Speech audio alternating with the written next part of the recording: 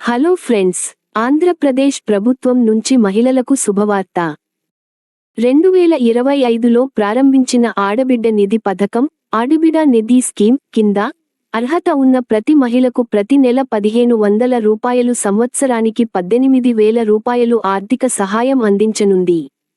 ఈ వీడియోలో మనం పథకం లక్ష్యం, అర్హతలు, దరఖాస్తు ప్రక్రియ మరియు ఎప్పటి నుంచి అమలవుతుందో తెలుసుకుందాం. ఆడబిడ్డ నిధి పథకం లక్ష్యం, ఆర్థికంగా బలహీనమైన మహిళలకు నెలకు గౌరవ భృతిని అందించటం.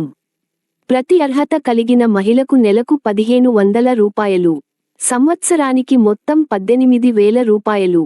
డబ్బు డైరెక్ట్గా మహిళ యొక్క బ్యాంక్ ఖాతాలోకి జమ అవుతుంది, డీబీటీ ద్వారా. పథకాన్ని 2025 నుండి 26 బడ్జెట్లో ప్రకటించారు. దీనికోసం రాష్ట్ర ప్రభుత్వం 3,300 కోట్ల రూపాయలు కేటాయించింది.